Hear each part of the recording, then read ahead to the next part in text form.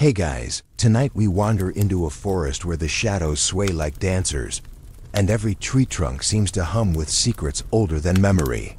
The ground is sticky with spilt wine, the air thick with the perfume of crushed ivy, and above your head the stars tremble as if they too are a little tipsy.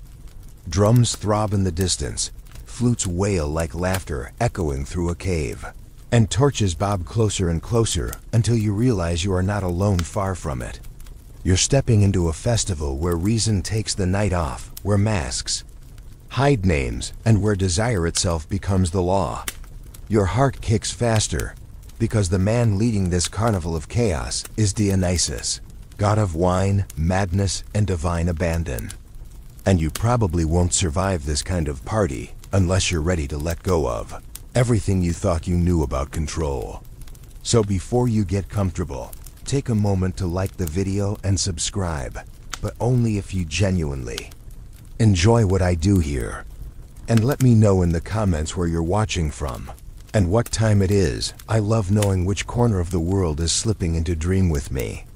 Now dim the lights, maybe turn on a fan for that soft background hum, and let's ease into tonight's journey together. The torchlight grows hotter as the procession arrives. Women with ivy crowns swaying on bare feet, men staggering under the weight of wine jugs carved with scenes too scandalous for polite temples. You trudge beside them, the drums beating into your bones, and you catch sight of a figure half lit by flame. Dionysus doesn't look like the statues in museums, aloof and cold. No, here he is alive, eyes shimmering with mischief, hair curling, damp with sweat, a wreath of vine leaves sliding over his brow.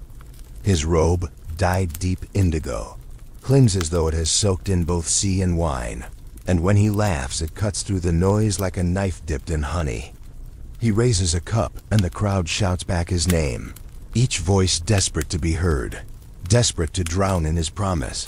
Historians still argue whether these rites were acts of liberation or dangerous lapses into madness. But standing here you feel the tug of both at once. You watch as matrons, women who by day spin wool in quiet courtyards, now whirl in circles, hair undone, their laughter sharper than the crack of branches beneath their feet. Men who posture as stern philosophers, trip over their own sandals trying to keep up, claiming they're observing but secretly longing to vanish into the blur. It's chaos, but it's choreographed chaos, as though the god himself is plucking the strings of every heart like a lyre. Eleanor Herman once described in Sex with Kings how rulers through the centuries invited lovers into masquerades precisely because anonymity freed them. Here, the same trick plays out on a grander stage. You glimpse two figures in masks shaped like foxes, one leaning too close, lips brushing in ear. And though you'll never know their names, you feel the shiver ripple outward, contagious as laughter. The festival is less about who does what and more about surrender itself, about the thrill of not knowing and not caring. A quirky tidbit floats into your mind. Some ancient accounts claim Dionysus's followers could drink all night without ever collapsing, their bodies fueled by divine frenzy rather than mortal limits. You laugh quietly, because anyone who has seen a modern wedding reception knows mortals collapse just fine. But you can imagine how the myth was born out of nights where dawn arrived too fast, where exhaustion felt like joy, where even stumbling was turned into dance dot, and then the god himself moves again, stepping into the crowd, letting his fingers graze shoulders, cheeks, even foreheads, as though anointing each person with freedom. One girl trembles as his hand passes, then explodes into song, her voice wild and sweet, as if he has unlocked something buried in her chest. Others join, their voices weaving together into a chorus, so loud you fear the mountains themselves might wake. It's intoxicating, and you realize this was the hook of Dionysus all along. Not just wine, not just pleasure, but the alchemy of turning fear into ecstasy, of pulling you past the edge and making you beg to fall. You close your eyes for a moment, just to steady yourself, but when you open them, the scene feels sharper, hotter, almost unreal. Dionysus meets your gaze directly, as though he's known you all along. And in that instant you understand why emperors feared him and why peasants adored him. He is both danger and deliverance, the chaos that tears down walls and the joy that builds something stranger in their place. You step forward without thinking, drawn into the swirl, because resistance here feels not only foolish, but impossible. The drums pound louder, the torches flare higher, and you know the night has only begun. The ivy crowns glisten with dew as the dancers whirl into the night, and you find yourself pressed among maidens who only hours ago sat weaving in quiet courtyards. Their fingers pricked by needles, their eyes dulled by duty. Now those same hands clutch thyrsus staffs wound with vines and tipped with pine cones, symbols that sway wildly as they strike the earth in rhythm.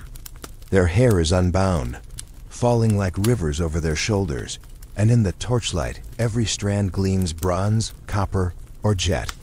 Flutes cry out, shrill and sweet, urging them faster, and you catch a whiff of frankincense mingling with the sharper tang of sweat.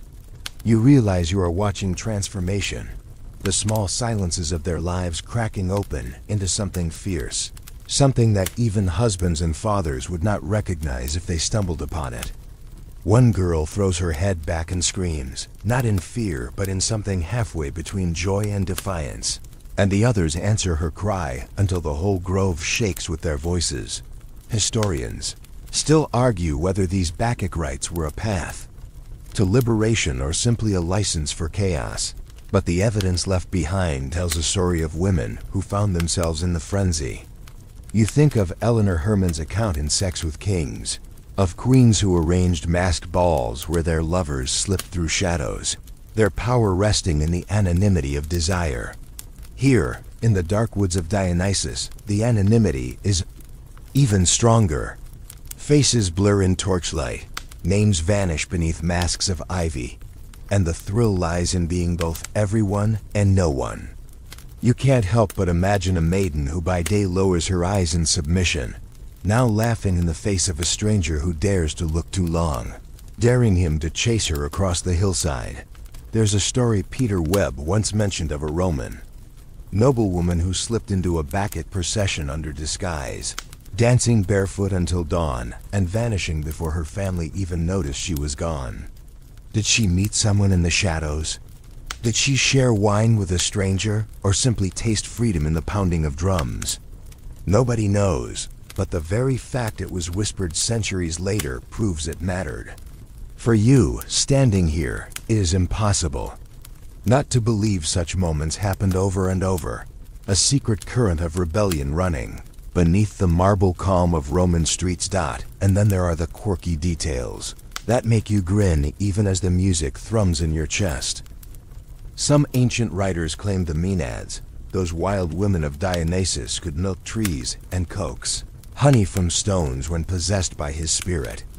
Picture it, a girl with ivy tangled in her hair, pressing her palm to an oak trunk and laughing as sap trickled like nectar, while her friends gathered to lick it as though nature itself had joined the revel. Absurd, yes, but also perfect, because it captures the way these nights blurred the line between miracle and intoxication. You glance around and wonder what tricks the night might show you if you only believed hard enough. Of course, skeptics muttered that the rites were dangerous, even criminal. Husbands feared their wives might return with secrets hidden in their eyes, and rulers feared citizens who learned to taste freedom in the god's cup. Foucault would tell you that power always trembles when bodies move beyond control, and you see it here, the authority of the polis dissolving in the firelight as maidens and matrons alike shed their roles and whirl in ecstatic circles. Even the men who sneak into the crowd to watch seem half-dazzled, half-terrified, as though they too might be swept into the storm if they linger too long. One girl brushes past you, her thyrsus knocking lightly against your shoulder, and for a moment you swear the vine leaves at its tip glimmer with gold. Her eyes meet yours, dark, wild, unblinking, and you feel as though she has marked you, invited you into the secret. She vanishes again into the dance, but the sensation lingers. Hot and electric, a reminder that the line between spectator and participant is thinner than you thought. You take another step forward, your sandals crunching on the scattered pine cones, and suddenly the music seems to pull you faster, harder, deeper. Somewhere to your left, a woman draped in indigo clasps hands with a stranger in russet, their fingers interlacing as though bound by vines. They laugh, tipping their heads together, and though you can't hear their words, you know what they are saying. That tonight, at least they belong to no one but themselves. Their freedom is fragile, fleeting, but it blazes bright enough to light centuries. And as you watch, the ivy crowns glimmer brighter, the flutes rise higher, and the forest itself seems to sway with them, caught in the same wild rhythm that leaves you breathless and wondering how anyone could ever return to silence after tasting this. The drums shift to a slower beat, and with it comes a strange stillness, the kind that prickles your skin because you know something heavy is about to descend. The laughter quiets, replaced by murmurs, and you notice men at the edges of the torchlight, watching with eyes wide as coins. Husbands clutching cloaks too tightly, fathers with lips pressed thin, magistrates pretending they've come to observe with dignity, but secretly trembling. They see their wives and daughters moving in wild circles, hair loose, eyes blazing, garments clinging damp with sweat, and they cannot decide whether to be aroused or terrified. You feel their tension as sharp as the tang of iron in the air, because these men have spent their lives believing control was theirs by right, and tonight that certainty is slipping like sand through their fingers. Historians still argue whether these fears were exaggerated propaganda or genuine accounts of women breaking social chains, but the panic recorded in old decrees feels too raw to be faked. In some cities, Bacchic festivals were outright banned after whispers that they threatened the order of the state. You almost laugh at the irony that songs and dances could frighten armies more than spears. Yet when you see a girl in saffron robes leap into the firelit clearing, her cry piercing the night, you understand the fear. It isn't just music or wine. It's rebellion dressed as revelry, a power that no senate could legislate. Eleanor Herman once wrote in Sex with Kings of Kings who panicked at their wives. Affairs not because of the betrayal, but because of the reminder that power could shift in a single moment of desire. The same shadow lingers here. These women twirl free, their faces flushed with something untamed, and their men watch powerless, aware that once tasted, this freedom cannot easily be forgotten. You almost pity them, their knuckles white on polished staffs, pretending they could still command what is already slipping beyond their reach. One fringe tidbit makes you grin despite the tension. Some sources claimed men tried to infiltrate the rites by dressing as women, stuffing ivy into their hair and tying robes loosely around their shoulders, hoping to sneak a taste of the forbiddance. Imagine the absurdity: bearded senators tottering on borrowed sandals, their disguises fooling no one. And yet, the very fact they tried tells you how intoxicating these festivals must have been. Desire didn't care about dignity, and desperation has always made fools of men. But the fear remained. You sense it in the way one husband hisses under his breath, calling his wife's name as if he could reel her back with syllables alone. She doesn't answer. Her gaze is fixed on the torches, her body moving to a rhythm older than marriage. Contracts. A magistrate at the edge mutters that this is madness, but you see his eyes flicker too long toward a girl whose laughter ripples through the night like water. They are torn and half terrified that they are losing control, and equally terrified that they want to join. Foucault would whisper here that sexuality is always about visibility, about who is seen and who is permitted to look. The men are voyeurs tonight, locked outside the circle, watching their carefully guarded possessions slip into the realm of desire where ownership means nothing. The irony is rich. The very act of trying to contain passion only makes its overflow more dazzling, more threatening. You can feel it too, that pull, the sense that the world has tilted slightly, and once it tips fully, there will be no going back. A story drifts back to you, one Peter Webb told of a Greek soldier who stumbled upon a Bacchic gathering and claimed he saw women tearing live animals apart with their bare hands, drinking blood like wine. Was it truth or theater, propaganda or awe? Historians still argue, but the metaphor is clear enough.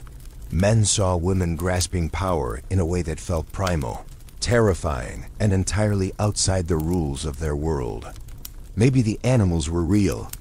Maybe they were symbolic, but the fear that such stories spread was powerful enough to shape laws, ban festivals, and spark trials.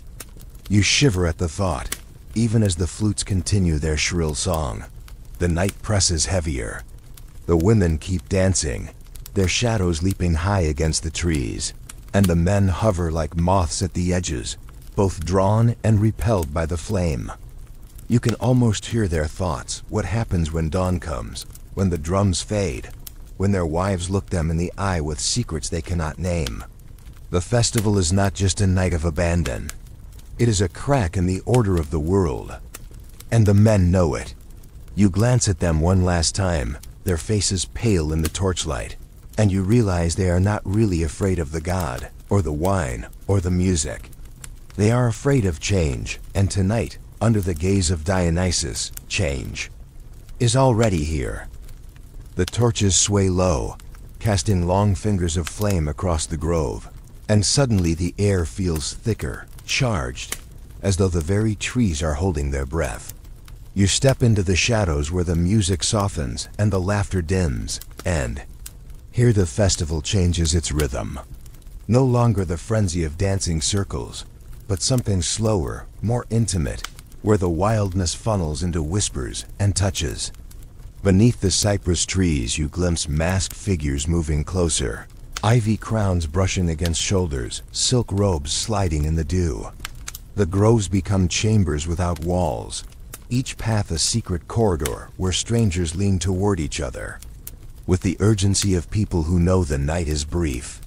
You can almost hear the rustle of fabric, the murmur of words not meant for history, and you feel the tug of curiosity like a hand on your sleeve. Historians still argue whether these sacred unions were truly divine acts, sanctioned by Dionysus himself, or simply excuses for mortals to test the edges of propriety. Yet the stories survive, and their persistence feels like evidence enough. Eleanor Herman once described in Sex with Kings how nobles arranged liaisons in gardens disguised as spiritual retreats, the sanctity of ritual shielding the daring of desire.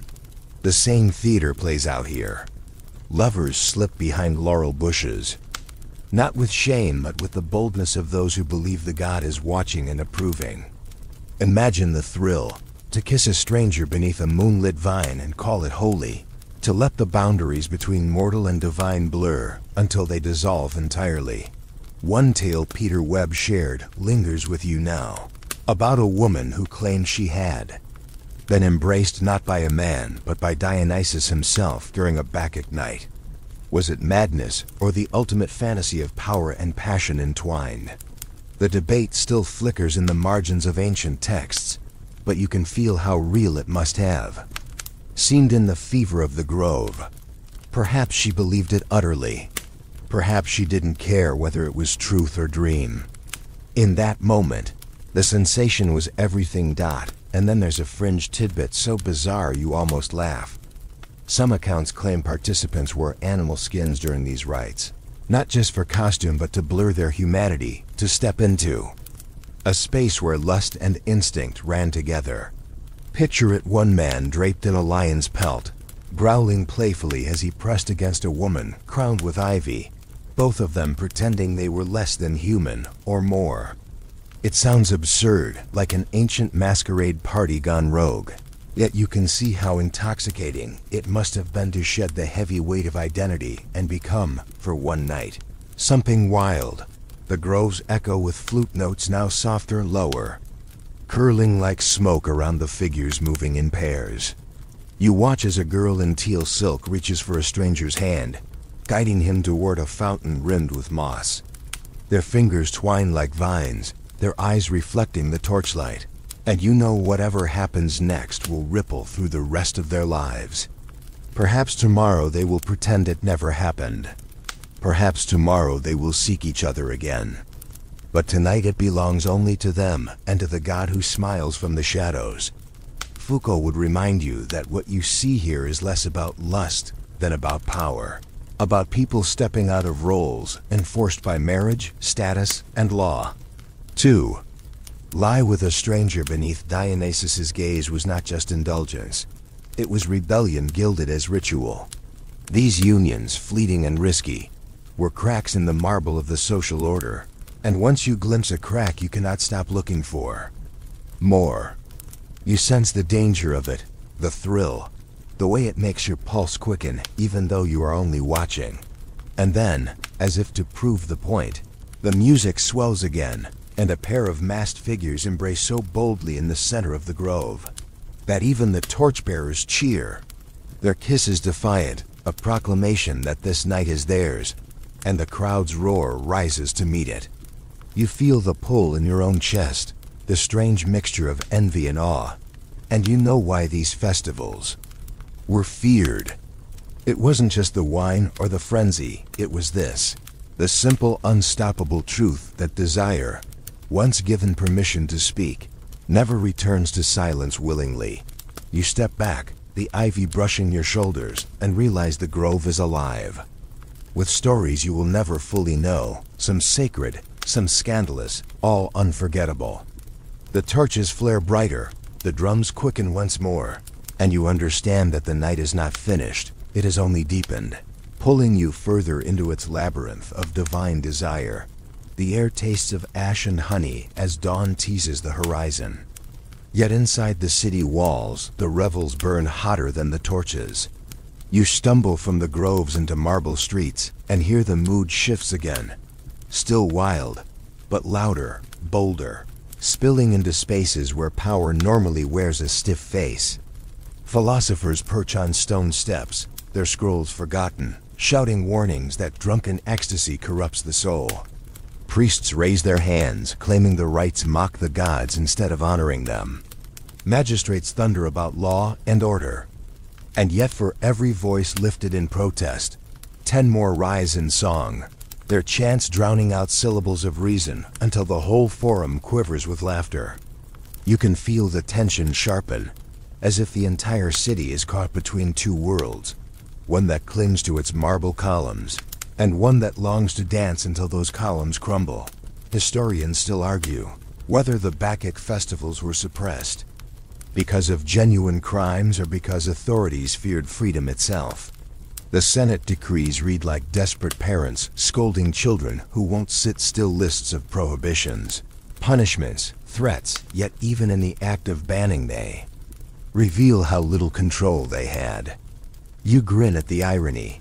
When people have tasted joy this raw, no law can fully snuff it out. It only makes the stories juicier, the memories brighter. The louder the philosophers rail, the more eagerly the songs echo down alleys, defiance disguised as melody. You think of Foucault again, whispering that power is never stable, always contested, and sexuality is its sharpest battlefield. Here it plays out before your eyes. Stern men in indigo cloaks waving their arms, and just behind them, maidens crowned in ivy tossing grapes into each other's mouths, giggling so loudly that the speeches crumble into farce. Control loses its dignity in the face of laughter.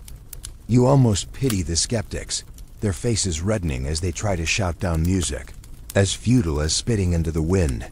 Eleanor Herman tells a story in Sex with Kings of a ruler who tried to ban masquerade balls, only to find half his court sneaking back in costumes the very next week. Dionysian revels operated on the same principle. Banish them, and they return stronger, emboldened by the very danger of prohibition. You imagine a philosopher one night storming home from the festival, muttering about disgrace, only to find his own daughter humming Bacchic hymns in the kitchen. Hypocrisy is the one guest who never misses a feast. A quirky tidbit floats to you from the chatter. Some accounts claim philosophers tried to write treatises against drunkenness while tipsy themselves. scribbling warnings with wine-stained fingers. Picture its scrolls blotched with purple streaks, the ink smearing as the writer hiccuped mid-sentence. The thought makes you chuckle, because you've seen modern critics just as guilty, condemning indulgence while secretly savoring it. Human. Nature hasn't changed much since torches burned in Roman streets, yet the resistance wasn't only comic. One record tells of a mob storming a Bacchic gathering, torches raised not in worship but in threat, breaking instruments, scattering women, and dragging men before magistrates. The crack of staffs against drums echoes in your imagination, harsh and jarring after nights of song. Peter Webb recalls such clashes as theater in their own right, fear, meeting ecstasy in a battle no one could fully win. Were the accusations true, that the rites hid plots against the state? Or were they fabrications to justify fear? Historians still argue, and you find yourself leaning toward the latter, because joy has always looked like danger to those who cannot taste it. The night presses on, and you notice how quickly fear folds back into laughter. A group of revelers, dressed in russet robes, parodies the philosophers, imitating their pompous gestures until the crowd collapses and giggles. One girl staggers on a wine jar as if it were a lectern, declaiming nonsense about the stars while grapes tumble from her sleeves. Even the guards smirk, though they quickly turn their faces away. You realize the skeptics never stood a chance. Satire is sharper than any sword, and once ridicule takes root, authority can only sputter. Still, you feel the edge beneath the joy, the sense that the god himself is watching closely, enjoying the game of balance. The protests give the revel its spice, the friction that makes the laughter louder, the kisses fiercer, the wine sweeter. Without opposition, perhaps the festival would lose its bite. With it, the Bacchic fire blazes hotter, daring the world to extinguish it. You stand amid the clash shouts and songs woven together, like a single ragged hymn, and realize the city itself has become a stage, and every citizen, whether skeptic or devotee, is part of the performance. By dawn, the philosophers' voices are hoarse, their scrolls damp with spilled wine, and the revelers are still singing. You glance at the fading stars and think you know who really won. Not reason, not order, but desire itself, still echoing through alleys like footsteps you'll never quite catch. The night swells again, but this time it carries the gleam of crowns and the murmur of courtiers, for Dionysus has never been content to stay in the woods alone. You follow the revels into marble palaces, where kings and queens recline on ivory couches, their faces lit by chandeliers dripping wax like melted honey. The feasts are thick with roasted peacocks, pomegranates split open like rubies, and jugs of wine pouring endlessly, yet it is not the food that holds your gaze. It is the way the rulers lean toward masked strangers, the way laughter curls around hidden whispers, the way politics wears a costume of desire. Here, under the eyes of the god of wine, the powerful play a different game, one where alliances are sealed not just with ink, but with glances. Eleanor, Herman reminds you in Sex with Kings that courts across centuries blurred the lines between politics and passion, and the Bacchic spirit was often the excuse. Imagine a queen draped in teal silk leaning too close to a visiting ambassador, pretending her interest is diplomatic when the flush in her cheeks tells another story. The chamber is full of rivals watching, some jealous, some plotting, all of them aware that the god hovering in every goblet makes truth slippery. And you realize how dangerous these nights must have been, because a single glance mistaken, a single kiss too long, could topple trees as easily as it toppled hearts. Historians still argue whether monarchs truly embraced Dionysian rites, or whether their enemies exaggerated the excess to discredit them. But the stories cling stubbornly. A Roman general rumored to have slipped away from a banquet to meet a lover in the gardens, a queen accused of disguising herself among dancers to escape her courtiers' eyes. One tale from Peter Webb lingers, the account of a ruler who demanded a Bacchic troupe perform in his court, only to end the night in the arms of a performer, leaving his council in uproar.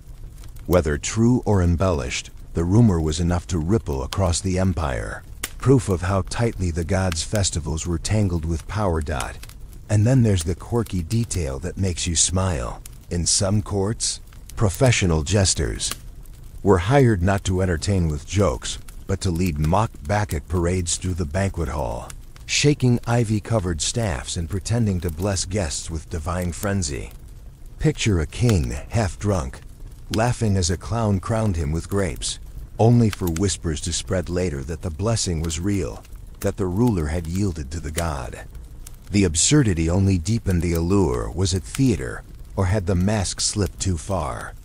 You can never tell, and that uncertainty is what made the festival so potent. Foucault would nudge you here, reminding you that even in gilded halls, sexuality and power intertwine.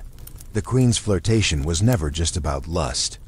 It was a move on the chessboard, a way to bend alliances while men underestimated her. The king's indulgence was not mere weakness, but a declaration that he could embody both authority and abandon. Desire in these rooms was both weapon and shield, and Dionysus's shadow stretched across every decision. You catch sight of a young prince, barely grown, sipping too much wine as he watches a dancer crowned in ivy. His hand trembles on the goblet, not from fear but from awakening. Tonight will mark him, you realize, not with scars of war, but with memories of freedom he can never entirely suppress. Centuries later, the chroniclers may condemn him as weak, but you know the truth. He saw the god's face in the torchlight, and once seen, it cannot be unseen. Around you, the palace hums with music, yet beneath it runs another melody, the whisper of secret footsteps, the brush of robes against hidden doors, the stifled laughter of lovers who risk more than their reputations. You feel the edge of danger in every sound, the knowledge that what happens in these halls could alter dynasties. And yet, the thrill is irresistible. That is Dionysus's true power-making danger, taste like nectar, making rebellion feel like silk on the skin. By the time the candles gutter low, you realize the palace itself has become another grove, its columns masquerading as trees, its courtiers as maenads. Kings, queens, and strangers alike sink into the same rhythm, the same abandon. And you know as dawn creeps closer that history will remember this night, not as a banquet, but as a battlefield of desire, fought with glances instead of swords, victories measured in secrets, whispered beneath the god's gaze. The silence before the storm never lasts long, and tonight the revels tremble on the edge of collapse. You feel it as the torches sputter, the shadows thickening like ink spilled across marble floors. The laughter falters when soldiers appear. At the gates, their bronze helmets glinting, their faces carved from stone. The festival has gone too far, and now punishment marches in with iron and law. You watch women clutch their ivy crowns tighter, men tuck away masks, yet their eyes still blaze with fire that no decree can snuff out. The crackle of tension is sharper than any drumbeat. You know something will snap. Historians still argue whether the great Bacchic crackdowns were fueled by genuine fear of conspiracies or by the state's terror at losing control. But the records are filled with whispers of spies, betrayals, and midnight arrests. Imagine the terror of a woman whose laughter hours before echoed through groves, now dragged before a magistrate accused of treason for nothing more than a kiss in the wrong corner. You sense her pulse quickening, not with ecstasy now, but with dread, and yet beneath the fear lies defiance. For once a soul has tasted freedom, chains chafe harder. One story Eleanor Herman recounts in Sex with Kings tells of a queen who disguised her lover as a servant to sneak him past suspicious courtiers. The same cunning glimmers here, as devotees of Dionysus slip through the city in disguise as maids carrying water jars that hide wine skins, men cloaked as shepherds leading goats that conceal garlands of ivy. You grin at the image of a senator, crouched under a basket of cabbages, hoping guards will overlook him while he smuggles himself to a forbidden feast. It's ridiculous, but it also works, because the game itself becomes part of the devotion.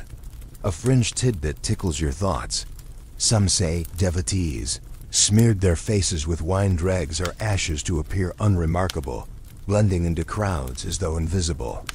Picture a noblewoman who yesterday gleamed in sapphires, tonight trudging through the streets with cheeks streaked dark, carrying a wicker basket of figs, her heart racing because each step takes her closer to a hidden cellar where the god waits. She looks absurd and glorious all at once, like a queen playing pauper just to taste rebellion again. The punishments, when they struck, were merciless. Men beaten, women exiled, entire troops broken apart. Yet even then, the fire refused to die. Foucault would murmur that every act of repression produces resistance, and you see it flicker in every stolen glance, every smirk behind lowered veils. The festivals may be outlawed, but they smolder underground, thriving in whispers and secret codes. A jug of wine left on a doorstep, a ribbon tied to a laurel branch, a song hummed too softly for censors to hear all become signals. Sparks keeping the embers alive. Peter Webb wrote of one matron who outwitted guards by claiming she was on her way to a temple to pray, only to vanish down an alley where her lover waited. Was it luck or divine mischief that let her slip past undetected? Historians still argue, but you can't help picturing her grin as she ducked into the shadows, the thrill of knowing she had cheated both husband and state in a single breath. That grin, you think, is the true face of Dionysus' joy, sharpened by defiance. The night grows more dangerous as soldiers prowl the streets, their torches flaring against dark alleys. Yet you also notice how many look away when they hear the music faintly drifting from shuttered houses.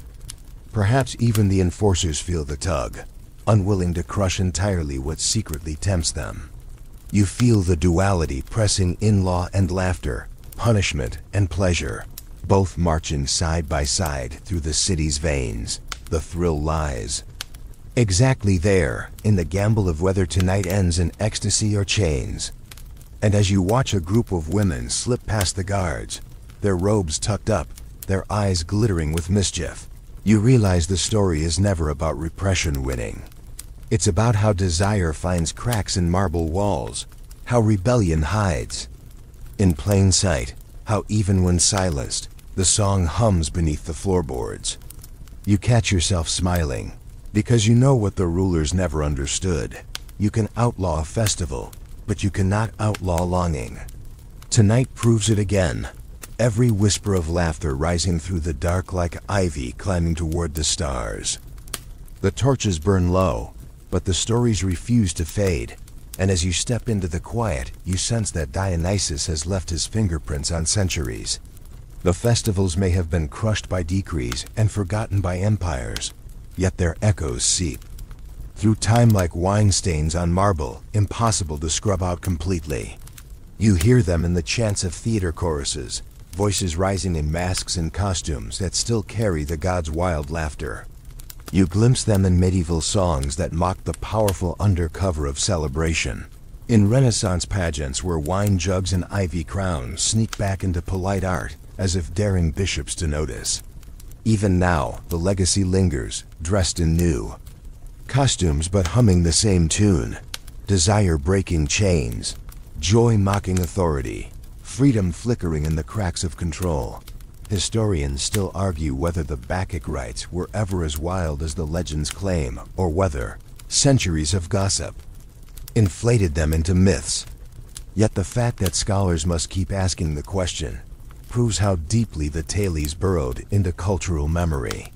Eleanor Herman points out in Sex with Kings that once scandal takes root, it outlives marble monuments, and you feel that truth. Here, a single rumor about a queen's glance or a senator's wife's disappearance could ripple for generations, reshaping how people imagined power. Dionysus's gift was never just wine. It was immortality through gossip. Desire etched into history long after bones turned to dust. One quirky tidbit makes you laugh as the night softens. Some early Christian writers, desperate to erase Dionysus, ended up borrowing his imagery anyway. Wine became blood, Feasts became rituals, and the ivy crowns were recast as symbols of martyrdom. Imagine the irony of priests preaching against the god while draped in symbols that carried his echo. You almost hear Dionysus chuckling, satisfied that his spirit had only changed robes, never vanished. Foucault would lean close here, reminding you that sexuality is never just about bodies, but about discourse, about how societies talk, suppress, and resurrect desire in new forms. Dionysus thrived not because of vineyards or masks, but because he revealed the one truth rulers hated most. Humans crave ecstasy, and that craving will always slip past walls, disguises, and decrees. You sense it in your own chest now, a quickening, as though the god's hand has brushed your shoulder. Across millennia, Peter Webb once described a forgotten song that medieval taverns still sang about the lady and her lion tamer. A bawdy echo of Bacchic revels that no one remembered. The origin of the lyric survived even as the meaning crumbled. Proof that once Dionysus sets a tune in motion, it never dies.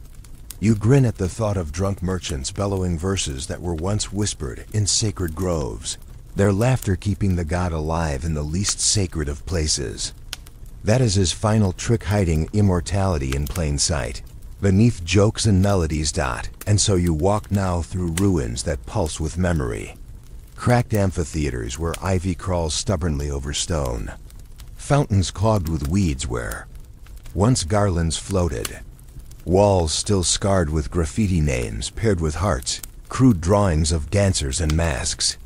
Even silence cannot erase them, because silence itself seems filled with whispers if you listen long enough. You step carefully, half expecting to hear drums roll from beneath the earth, to see torchlight flare between columns, to catch the scent of wine on the wind. Perhaps you already do. The truth, you realize, is that Dionysus never left. He lingers.